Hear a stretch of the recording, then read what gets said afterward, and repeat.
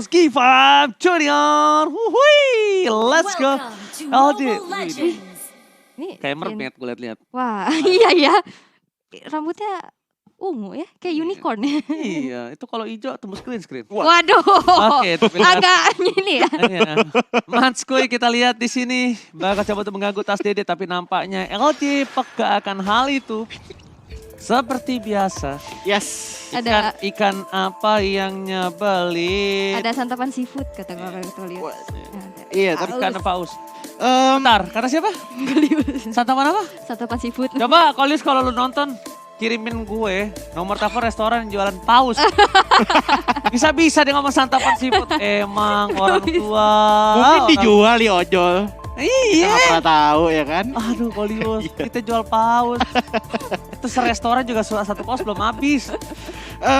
Satu hal sih yang Choji not dari matanya Choji adalah dengan adanya X-Borg ya, ditambah lagi dengan Evo Saiken memegang Sicilian, Hylos. Ini gelaran karpetnya bakal bisa ngedodge ke arah Laser Sanity. So, menurut matanya Choji sih X-Borg jujur agak kurang serk sih in my humble opinion. Yes, harus Game bisa kali ini. dimanfaatkan dengan Iya. baik dulu di awal ya. Jangan sampai dibawa ke late game ya. Yang kita tahu Betul. kan ada Cecilian juga.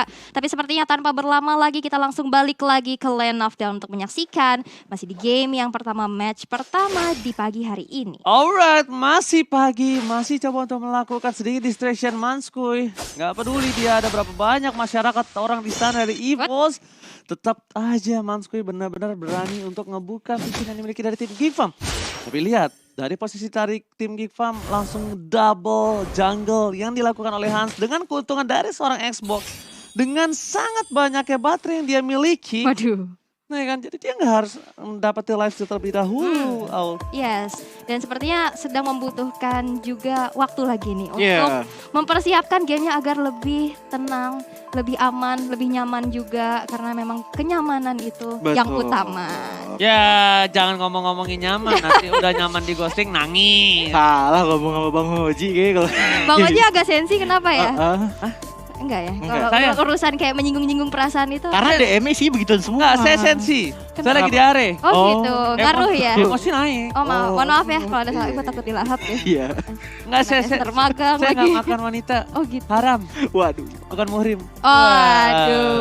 aduh. Tapi kita bakal bahas sedikit dari Gifam Junior. Yes. Kenapa Bang Hoji Gifam? Kemarin yang pas dia mendapatkan surprise itu terhadap Aura ya. Itu siapa yang nge-catch Choji? Choji juga. Gimana tuh Choji? Di game pertama dia pakai Kufra dari Manskoy-nya. Terus di game kedua Franco dan dua-duanya itu benar-benar sebenarnya kalau dibilang game changing enggak, tapi inisiasinya tuh selalu dari Manskoy dan selalu di follow up dengan sangat-sangat baik.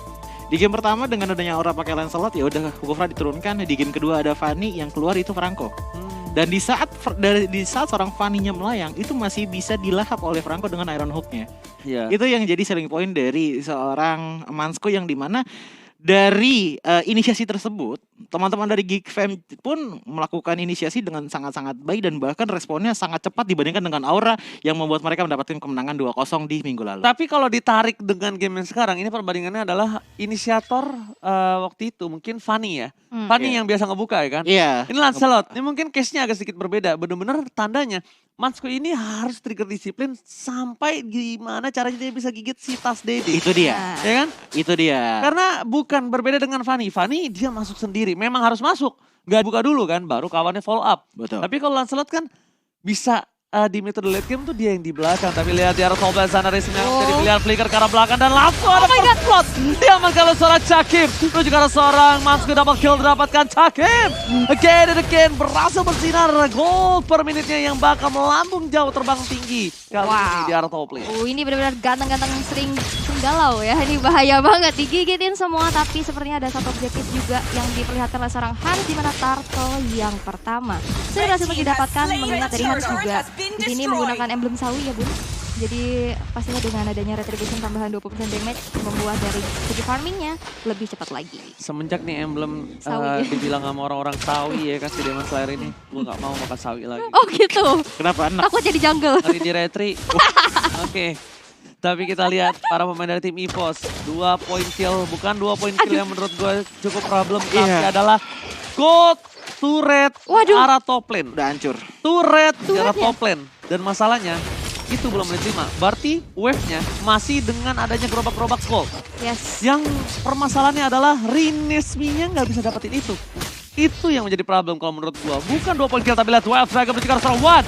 Satu ward berbelas telah dikeluarkan, berhasil melakukan 1 poin tambah, tapi LJ flicker with hook. Kali ini membuat dia tertangkap. Lihat mancing mania. Mantap. Wow, tapi di atas udah ada satu lagi punishment karena seorang Cakim, di mana 2 member dari Geek Farm bakal langsung saja men-breakdown seorang Cakim yang sendirian.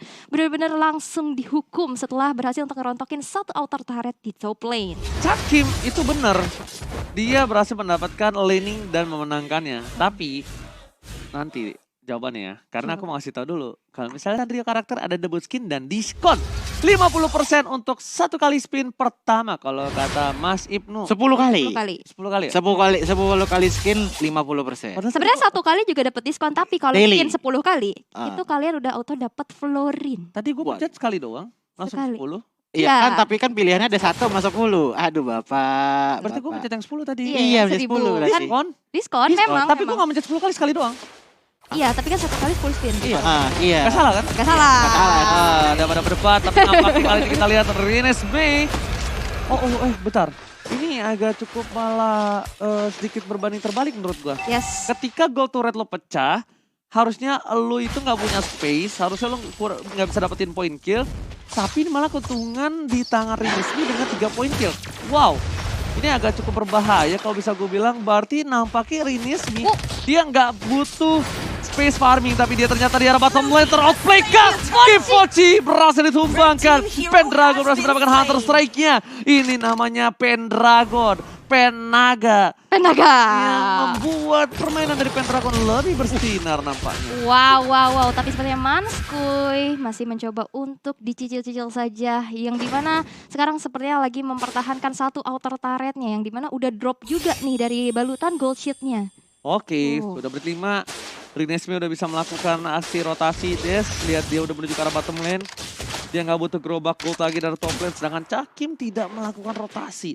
Yang dimana Cakim harusnya berada di arah bottom lane. Kalau dia mau ingin bermain objektif dengan cukup cepat, dia harus coba dapetin turret di arah bottom lane dan mirroring para pemain dari tim EVOS yang ke arah atas untuk coba dapetin laning lainnya. Tapi nampaknya di sini para pemain dari tim Geek Farm, mereka masih coba untuk menjaga dan bahkan mencoba curi satu turret di arah bottom lane atas tim EVOS, kan. Yes, dan jangan lupa juga tonton MPL dan juga saksikan keseruannya sampai nanti tanggal 24 April. Karena leg 1 udah beres ya, ini kedua. Iya.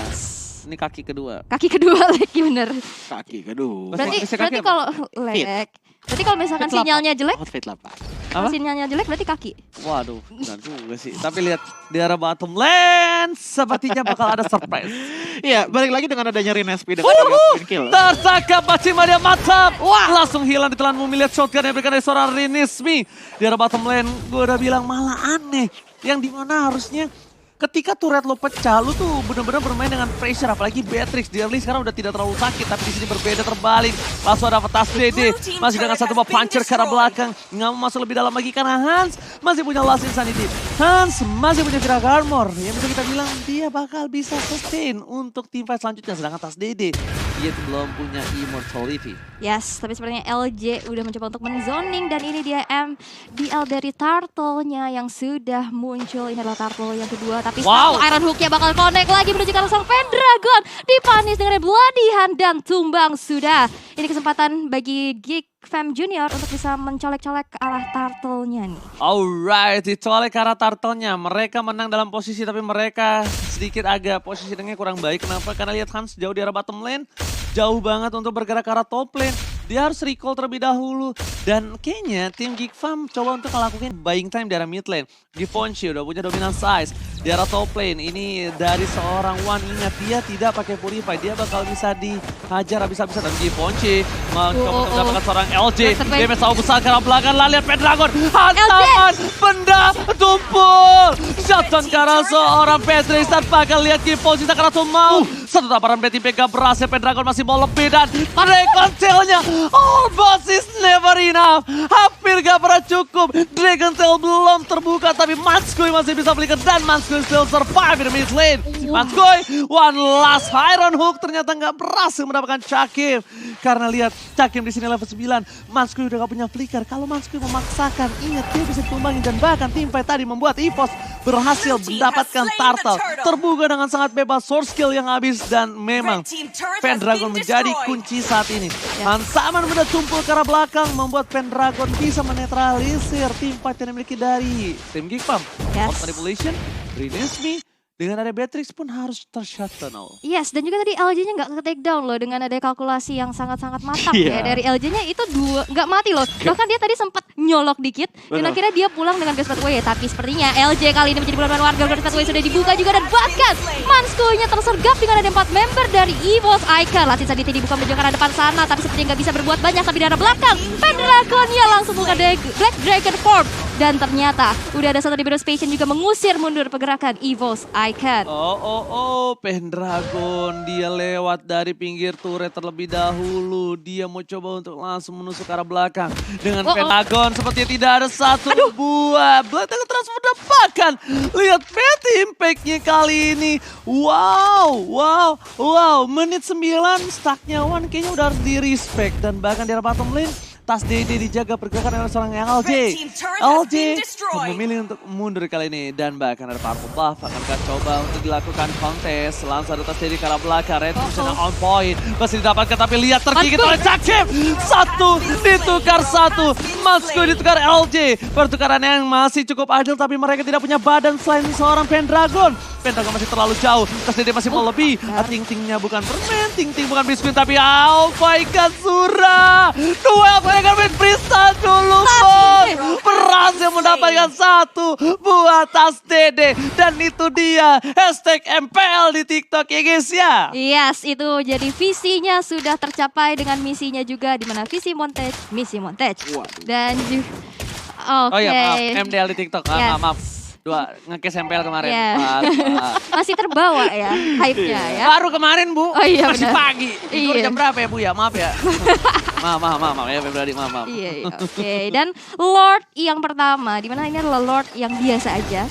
Dimana udah mulai disentuh-sentuh juga dan objektif kembali diperlihatkan. Dimana satu tertarik dari mid lane juga udah hancur tapi Cakim langsung dipanis. Udah ada kontes seperti di area Lordnya menuju ke depan sana. Grand Pathway, Black Dragon Form menuju ke arah belakang. Sedikit demi sedikit akan mengusir mundur pergerakan dari Geekfam Junior. Tapi sepertinya perangan tidak akan berhenti sampai situ saja. Tas DD menuju ke depan akan ada Retribution dan ternyata Retribution yang bukan minimarket berhasil didapatkan oleh seorang Tas DD dari Manskui. Masih bisa flicker dengan satu tetes darah terakhir. Hearts, where are you going? Gak boleh pulang, maunya digoyang. Walaupun Sunrose-nya miss. Puncher kayak di depan sana, langsung ada satu bawah Penta Persecution.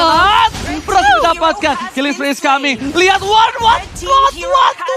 Ini dia. One ada mana di Pontini. Flicker with bad impact. Berhasil mendapatkan Givenchy.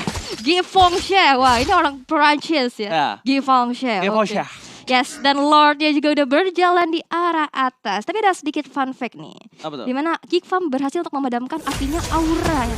Siram pakai air kali kemarin. Aura. Khusus MPL. Tapi lihat ada World Manipulation. Iron Hook dikeluarkan LT. Menutup satu World Manipulation. Tapi itu kayaknya agak sedikit pergerakan yang terlalu terburu-buru. Kenapa? Karena kalau menurut aku, dia kan ditutup sama LJ. Cooldownnya jadi cepat. Kalau menurut aku, biarkan Elzura tutup. Sedangkan Super Minion di wave lainnya itu nggak bisa di-defend sama Elzura karena dia masih cooldown. Kalau ditutup langsung sama LG-nya kayaknya malah makin cepat untuk punya World Manipulation.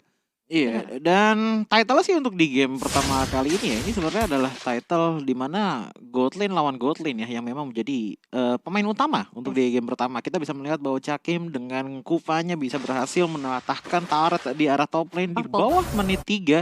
Kenapa? Powerful buff. Iya, powerful buff-nya pun diambil, tapi lihat Renesmee 7 kali kill, di mana teman-teman ini baru 1 dan 2 kill saya, dan wajar sekali mengingat bahwa dari itemnya memang sudah menuju ke arah raw damage semua dari adanya Hunter Strike Strike dan juga Blade of Despair, bahkan dengan satu tambah asuransi dengan adanya Wind of Nature, membuat Beatrix dari segi pergerakan akan sangat agresif dan juga invasif sekali terhadap teman-teman dari EVOS. Tapi problemnya adalah walaupun kita bisa melihat bahwa ada 3 player yang tebal dari Geek Fam, yaitu Franco, Cho, dan juga Hans, semuanya jadi kerupuk di tangan seorang Cakim. Itu yang jadi repot, karena kenapa Cakim sudah memegang ke arah Demon Hunter Sword, dan ingat bahwa sekarang Kupa dari segi scaling attack speednya itu udah 100% dengan seorang Popol. So, gigitan dan juga tombak dari seorang Popol ini bakal cepat banget ngabisin ke arah Manskuy, Givenchy, dan bahkan juga Hans, walaupun kita tahu ada Viraga Armor dan juga Immortality yang menjaga tubuhnya. Oke, tapi kalau misalnya aku lihat di sini para pemain dari tim Geek Fam, mereka masih coba untuk mengandalkan Givenchy, dan lihat ward manipulation dibuka, ward tertangkap.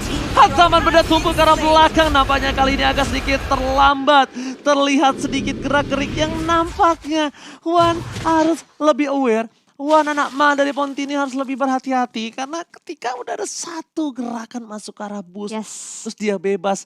Problemnya adalah satu di sini, tidak ada flicker yang keluar. Givenchy masih bisa untuk mempick off Cakim ataupun Tas Dede. Benar. Dan juga Pendragon nggak ada baca kontra. dari EVOS juga nggak ada yang bawa Purify ya, benar-benar berbahaya banget. Siapapun bisa terkena adanya Bloody Hand dan juga Wave Dragon. Yes, itu dia yang cukup berbahaya, tapi lihat Tas Dede mencoba untuk melakukan flanking, memuntari pergerakan. EVOS ke arah belakang, Renesmi akan menjadi pilihan, masih ada flicker. Lihat dikejar dengan Fajar, ada satu bawah Wind of Nature, berhasil ditumbang, tapi ternyata Tas Dede memilih untuk berwesat Rajan. Akan ke save the day, nampaknya no! Berhasil ditumbangi, terlalu memaksakan ke arah belakang. Langsung ada Cakim, lihat Popol KB kali mencoba untuk menggigit. Givenchy di depan sana masih mencoba untuk bertahan, tidak ada flicker kembali. Renesmi bersinar, ini dia Manskuy, lihat Cakim versus everybody looking for wipeout. This is it, wipeout untuk EVOS Icon, memaksakan satu buat team fight ke arah belakang. Renesmi dengan ada Wind of Nature, Lancelot pun tak bisa menumbangkannya. Lord di menit 12 sudah di enhance. Kali ini akan di tangan Geek Fam. Ini Binci nih. Karena masih bencana kecil ya. Ini Binci ini. Kalau udah besar berarti ini bencana. Oke, udah mulai paham patternnya. Dan yang pasti sekarang Lord yang sudah enhance ini udah berjalan di area mid lane yang pasti akan memberikan daya dobrak lagi. Dimana Lordnya ini udah bisa di-charge karena agak lowbat ya. Betul, nggak charge maksudnya ditahan dulu serangannya. Iya, bercanda. Canda dikit lah. Iya, gak apa-apa. Mencoji orangnya sedikit. Waduh. Ngeri ya, gue udah bilang jangan sentuh coaching. Iya, maafin.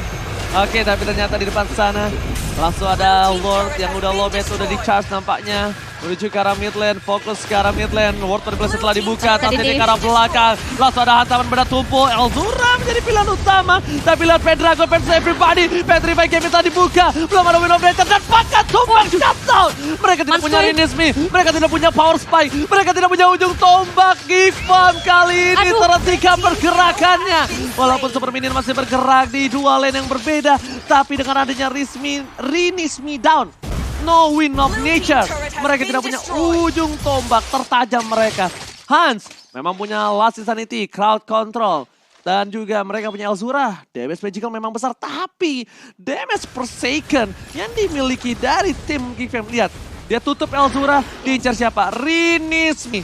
Gak peduli Hans Sakratul Maut, gak peduli Elzura di sana. Renesmi tumbang. Tim fight dimenangkan oleh EVOS Icon, dan ini nampaknya Geek Fam harus lebih berhati-hati, harus lebih sabar, dan harus lebih aware dalam menjaga pergerakan dari seorang Renesmi. Wow, benar-benar tadi udah dibakar-bakar, tapi memang sepertinya ini adalah kuda, naga, dan juga serigala ya. Waduh, yang sepertinya agak sedikit sulit gitu untuk dibakar, agak cukup butuh waktu lama ya. Iya, apalagi Pendragon yang memang dari tadi inisiasinya tuh bener-bener kayak mengincar kepada memang ke arah Renesmi terus, karena mengingat bahwa tadi sudah Choji katakan di arah ban and pick bahwa dari matanya Choji melihat bahwa Beatrix adalah salah satu hero pembawa damage di arah late game, dan tentu saja terbukti dengan 10 kill yang sudah diamankan oleh seorang Renesmi. Dan bahkan kalau misalkan kita lihat, Givenchy pun bermain dengan sangat-sangat baik dengan menculik ke arah seorang Lancelot dan lihat menghasilkan 8 assist. So, dari permainan Geek Fam ini sangat-sangat berbahaya sekali jikalau mereka bermain pick off. Tapi EVOS Icon dengan draft pick seperti ini, apalagi dengan hanya combo Pendragon dan juga LJ pun sudah membuat tremor bagi teman-teman Geek Fam di saat team fight face to face melawan EVOS Icon. Kalau gue lihat dari posisinya nih, patternnya nih, LG harus nempel sama Wan. Yeah. Satu. Dan Pendragon gak boleh jauh. Kenapa? Ketika siapapun yang di-kick atau coba diambil dengan adanya word manipulation, tutup. Paksa team fight. Cakim bisa datang. Tas bisa datang. Ya kan? Benar. Kalau misalnya Pendragon yang jauh, sekenceng-kencengnya itu naga terbang, itu masih ya memang udara di line of zone agak sedikit pekat. Waduh. Jadi nggak bisa langsung menuju ke arah belakang. Turbulence ya. Iya, Bahaya. ada turbulensinya. Turbulence. Jadi harus benar-benar berdekatan dengan para pemain dari tim EVOS lainnya. Bertiga itu. Nah, Tas Dede ini tidak boleh terlihat sama sekali posisinya. Yes. Ya, karena apa? Karena dia baru bisa keluar kalau Wind of Nature udah tidak ada. Cara pakai Wind of Nature, cara triggernya gimana caranya? Nah, ini dia caranya. Pendragon harus memaksa Rinismi terlebih dahulu. Dia tidak boleh terlalu That way. dive in sendirian dan lihat retributional point berhasil didapatkan oleh seorang Hans. Lihat dari tim EVOS Icon, mereka terperangkap di word manipulation. LJ melakukan distraction. This is legend. LJ, lihat dia benar-benar berbeda pemikirannya. Dia lari ke kanan supaya apa? Tas Dede bisa pulang. Wan bisa pulang. Dan ini menjadi bencana kalau Tas Dede tumbang. Dan bahkan sia-sia kematian dari seorang LJ yang telah melakukan distraction. Ini bencana. Fokus ke arah base-nya. Geek Farm Junior mencoba memaksakan tim di depan sana. Ada Wan. Masih ada satu bad impact. Giveaway masih bad Wave Dragon. No! Flicker on point. Giveaway pun harus down. Dan di sini nampaknya para pemain tim EVOS Icon masih bisa mempertahankan diri. Tas Dede, dia telah berhasil mencoba memecahkan immortality. Tapi it's not worth it. Ya. Karena LJ udah ngorbanin jiwa dan raganya untuk Tas Dede pulang. Dapetin purple buff, tapi malah Tas Dede tumbang. Makanya tadi jujur Choji agak bingung juga di saat dia sedang ngambil ke arah buff. Justru dia ngambil ke arah immortality-nya seorang Xbox yang dimana itu nggak worth it sama sekali, mengingat bahwa dengan adanya Viraga Armor pun walaupun immortality sudah pecah, itu bakal ngambil waktu yang lumayan lama untuk bisa menumbangkan seorang Xbox, apalagi dengan sudah adanya Brute Force Breastplate. So emang nggak wise choice banget, bukan trade yang sangat-sangat adil untuk teman-teman dari EVOS Icon. Tapi untungnya dari Wan dan juga Cakim berhasil melakukan defensive manuver dengan sangat-sangat baik, dan apalagi sekarang sudah mulai di menit 20 di mana kita bisa melihat dari segi itemnya dari mata Ninja Choji ini sudah hampir full semua, yang dimana berarti sebentar lagi ini bukan permainan dari segi network tapi lebih ke arah strat dan juga meta. Yes, dan di atas menit 20 Immortality kalau menurut aku menjadi satu item yang cukup wajib. Ya, karena ini waktu cooldown untuk respawnnya juga agak cukup lama dan 60 detik menuju Lord yang sudah evolve nih. Ini Lord yang ketiga. Ini benar-benar Lordnya udah menjadi Lord yang sungguhan ya. Lord 18 plus. Waduh. 18 menit ke atas kan? Lord level 3 ya. Iya, waduh, bahaya banget nih. Dan kalau misalnya menurut aku juga dari EVOS Icon dari segi defensifnya tadi juga cukup kuat banget ya. Di mana ada high groundnya, di mana ada seorang Wan yang menggunakan bed. Waduh. Iya, Lord dewasa. 18 plus 18 menit ke atas. Ya oke. 18 plus tuh maksudnya 18 menit ke atas. 18 menit ke atas. Kita tuh harus berpikiran positive thinking. Iya, betul ya. Tapi kayak gini nih.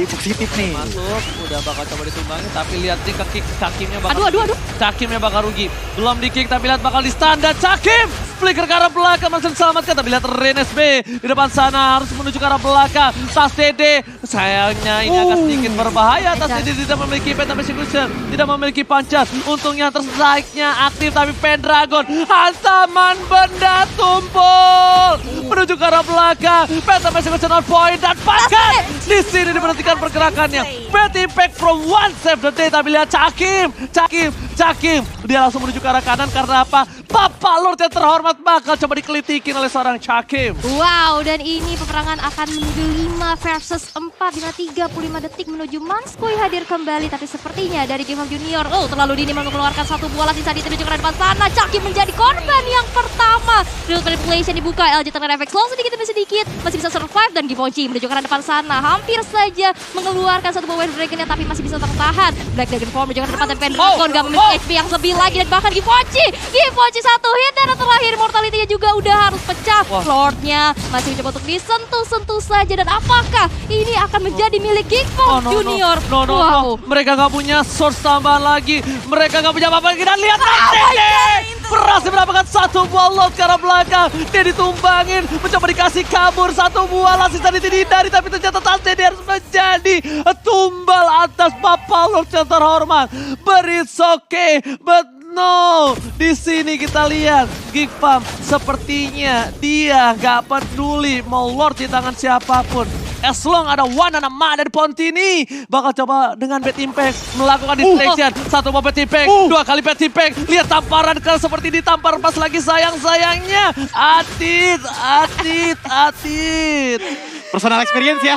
Hah? Personal experience ya? Enggak dong, ini kan Oh, enggak ya? kita kan setiap membawakan sesuatu itu Uh-uh. harus dari hati. Itu Oh. harus dari hati, jadi dapat perasaannya. Biar yang nonton di rumah juga. Oh. Tadi aku dengerin ya pantun. 1, 2 bad impact. Hati-hati tergeprek, wah bahaya. Emang suka banyak aneh-aneh nih, aksinya banyak.